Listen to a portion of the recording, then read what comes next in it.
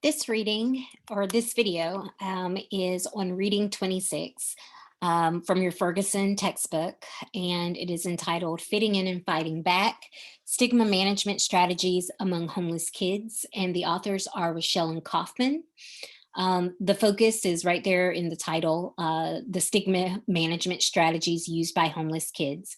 And so this is reading takes a symbolic interactionist approach, where the focus is on interpersonal dynamics and how people make meaning and understand their interpersonal interactions as well as their sense of self. Right there at the beginning of the reading, they discuss the importance of social location. And this is page 273. An individual's social location affects how others will interpret his or her behavior. And so keep in mind, social location are things, are your intersecting social identities. Things like race, things like gender, things like social class, sexual orientation, ability, all of those make up your social location. And so if you think about what that quotation is saying, it's, our intersecting social identities affects how people will see us, how they perceive us, and how they interpret, our behavior. What's, maybe just kind of perceived as being typical teenage behavior when it occurs among white upper class teenagers, becomes something more threatening or perceived as more dangerous by a lot of people if it's occurring among poor minority teenagers. And so that's what the quote is kind of getting at. It's not necessarily your intent behind your actions and behaviors. It's also kind of how that intersects with your social location.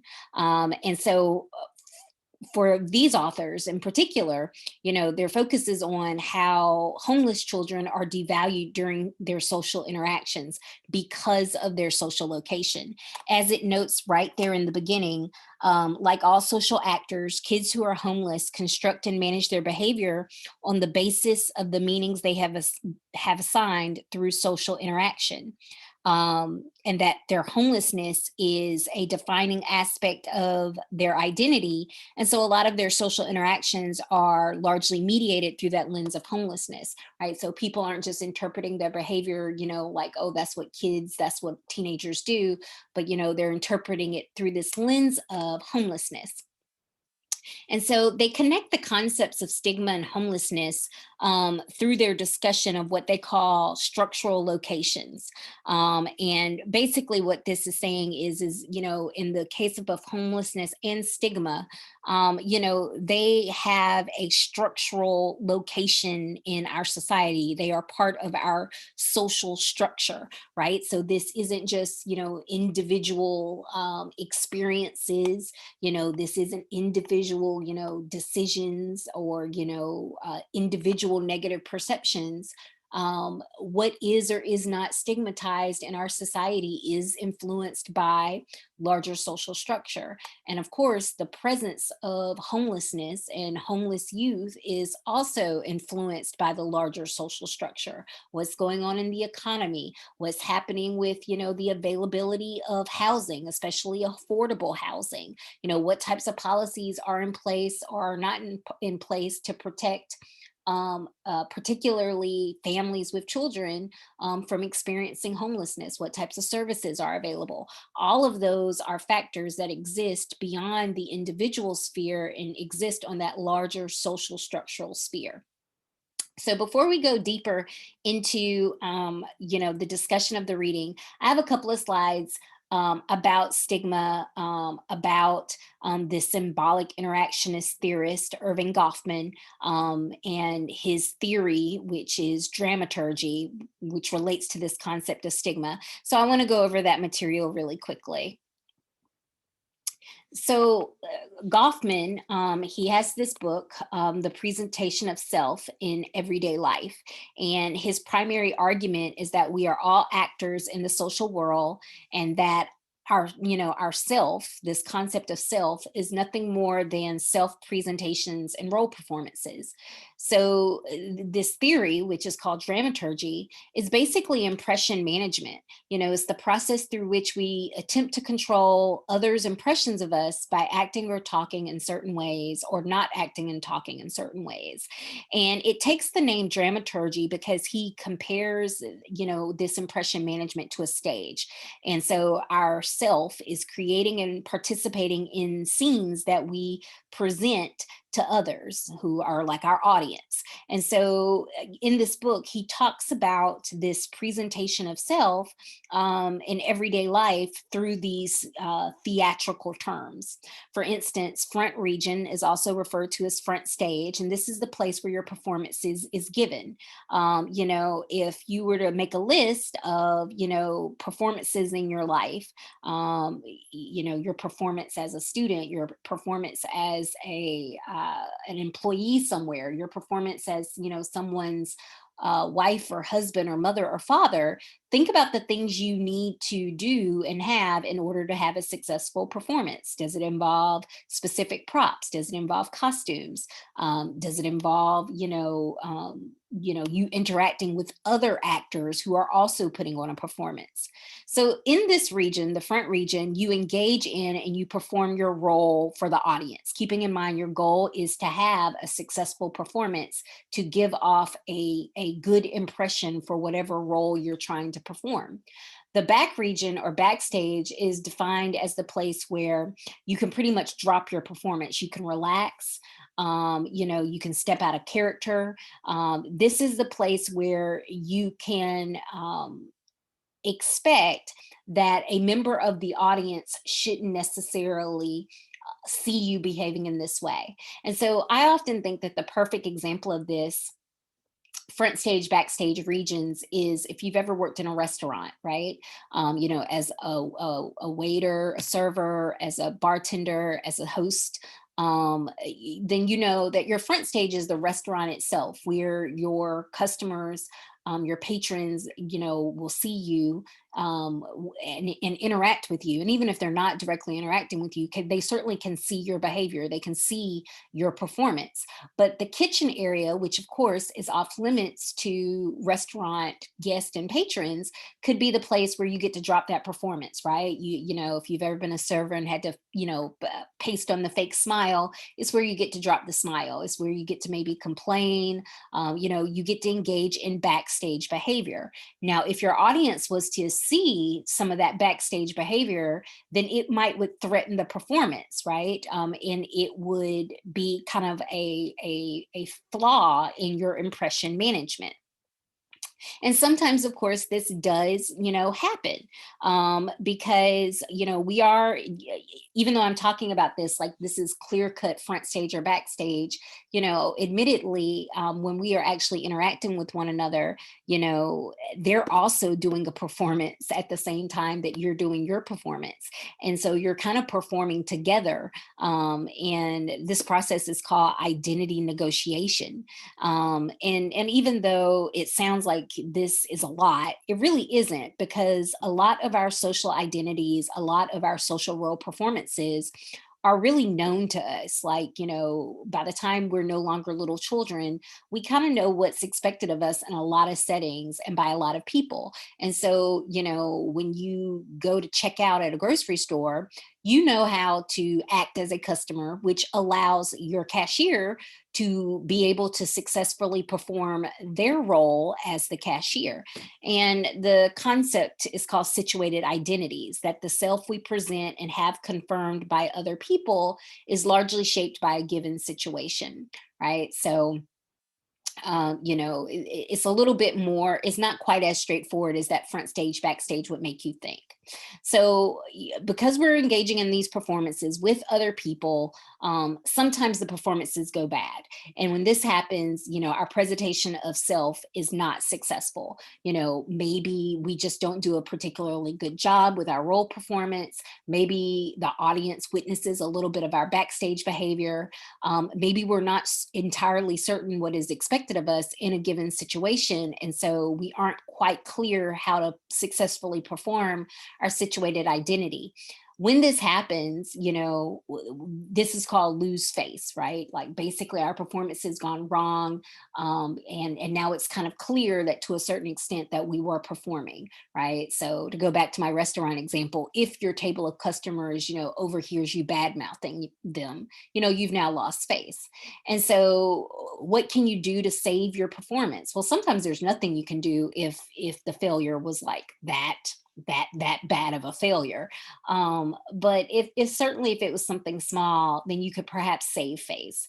And so you see this actress, we like to not think about the fact that they are wearing, shapewear and doing all types of body work in order to present this glamorous image. But when the paparazzi like accidentally caught a glimpse of her Spanx, how she saved face was, just kind of leaning into it, making it a joke, showing that, she has nothing to hide. And so in this way, hopefully this helps her save face as a relatable actress who is still glamorous. If she would have handled it in a different way or in a worse fashion, then she maybe would not have been able to save face as successfully. And so sometimes it's not even about saving face. Sometimes you just have a mark of social disgrace. You have been marked with social devaluation. Although sometimes the stigma does in fact arise from a situation where you've had a failed role performance and you've lost face. But in these situations, something about our identity or our performance has been marked as undesirable, and therefore instead of being normative, is seen as deviant. And Goffman pointed out that any attribute can become a source of stigma, because once again this is all socially constructed and it can change. So something that was perfectly acceptable 10 years ago now all of a sudden is no longer acceptable. And you sometimes hear this come up when people are having debates around, should people be canceled for, something they said or behavior that they engaged in some years ago. Um, to kind of further develop this concept of stigma before we go back to our reading, basically, people distinguish and label human difference. And sometimes those label differences get linked to negative stereotypes. And then people want to separate themselves from those labeled individuals and those negative stereotypes, which kind of creates a us versus them division. And those people who've been labeled with this kind of negative, this social devaluation, now they face disapproval, rejection, exclusion, possibly discrimination. And so obviously people want to avoid this. So, they try to seek to resist stigma or to negotiate their stigmatized identities, if they can't completely just resist being labeled as stigmatized. And so this is what this article, this reading is in fact about, right? It is about how these young homeless youth, try to negotiate their stigmatized identity. So before we talk a little bit about the findings, just a quick word about the methodology. It is an ethnography. And one of the researchers spent 4 years at the research site, which is a San Francisco organization entitled Home Away from Homelessness. And, this organization provides a variety of services to homeless families who are living in shelters or residential motels or halfway houses or foster homes. And so they provide things like a crisis hotline, a family drop-in center, a mentorship program, and as well as after-school educational programs. And so that program, and so it's not a typical shelter. So it services about 105 to 18-year-old children annually. And they seem pretty evenly divided between boys and girls. And the racial breakdown, is 40% African American, 30% white, 20% Latino, and 10% multiracial. So a little bit more skewed towards racial minorities. All of the kids who participate live with at least one parent. So none of them are runaways, or, or they're at least living with, if not a biological parent, at least like a foster parent. And so some of them, they note, are what we consider to be short-term homeless, and some of them are, who we consider to be chronic homeless. And so, going along with the ethnography, which of course just kind of involves being, enmeshed in the site and, observing and taking notes on what you see, there was also thousands of informal interviews that were held, as well as 97 formal taped interviews with the kids and at least one of their parents. So when you turn to the findings, they begin this part with this quote on page 275 about stigma. Goffman suggests that stigma should be understood as a language of relationships as opposed to the attributes a person possesses. Moreover, he notes that the stigmatized are not persons, but rather perspectives. Once again, just emphasizing kind of the symbolic interactionist aspect of all this. It really has a lot to do with how people perceive, how people perceive you when you have this stigmatized identity. Uh, it's worth noting that most of the kids were aware of their stigmatized identity, and that's what allowed them to engage in these kind of, negotiation stigma management strategies. And I'm not going to go over the strategies in a lot of detail because your book does a good job discussing them. But just note, they kind of split them into two different types of strategies. There were the strategies of inclusion, and those strategies were things like forging friendships, passing, and covering. And the goal, of course, about the goal of strategies of inclusion is because they really reflected the kids' desire to eradicate the boundary between a homeless and a non-homeless identity. So this was them saying like, hey, I'm just like you all who don't necessarily have this stigmatized identity. Before we talk a little bit about the strategies of exclusion, where, they basically, this was their attempt to address their spoiled, stigmatized identity by, not necessarily trying to seek social acceptance, but to kind of declare themselves as being, tougher and better in some ways than other people who don't have that identity. And that includes things like verbal denigration, where they talk, badly about other stigmatized groups. And the reading notes, this was, particularly they would, talk negatively about people in the LGBTQ plus community. And then other strategies of exclusion included physical posturing, where, they made themselves seem tough, and sexual posturing, where they made themselves seem, sexually desirable and experienced. And we'll talk a little bit more about what they risk when they engage in these kind of purposefully negative strategies. But before we do that, let's just kind of clarify a distinction between the concepts of passing and covering, both of which were given as strategies of inclusion. So passing is when basically you try to make your stigma invisible so other people don't even necessarily know that you have it. So this was homeless children trying to make it less visible that they are homeless. While covering, it allows them, it's not to necessarily deny one's stigmatized identity, but to downplay it, to make it seem like it's less of a big deal and to reduce the social tension. Obviously, passing is a little bit harder and more difficult than covering. Because of course, passing means you basically have to successfully convince people that you don't have the identity at all.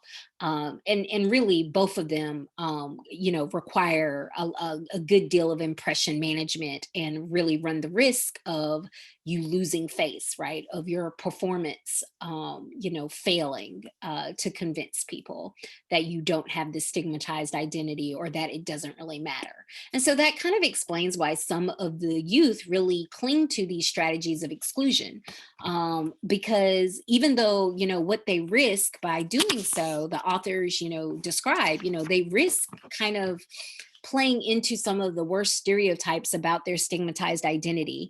It helps perpetuate the stereotypes of their stigmatized identity. But the reason why they do it is because, it allows them to kind of get back a little bit of their self-esteem and control of their role performance by making it seem like they don't care about the opinions of others, and that people's negative perceptions of them don't necessarily matter, because they're better, because they're tougher, because they're more sexually experienced.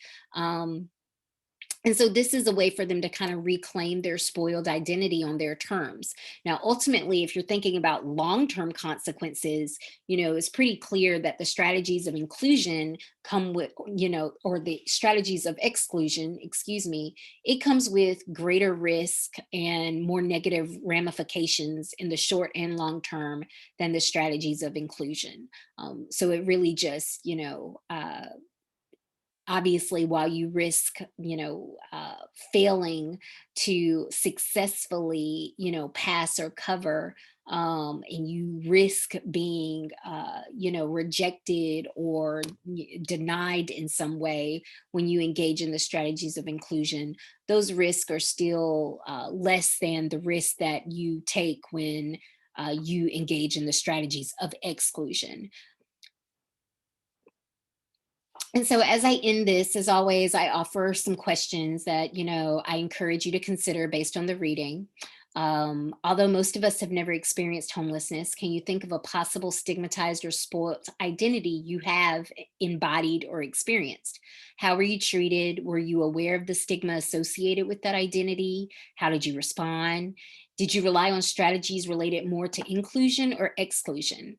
And the second question, do you think if people not enrolled in a sociology course, were more knowledgeable about social psychological concepts like stigma or passing or covering, that would impact how they treated others, particularly people that maybe have, devalued social identities, in our social structure. What impact might it have on both interpersonal relations, but also larger structural relations that the authors reference, if people were more knowledgeable and more empathetic around these social psychological concepts? And that's it for this reading.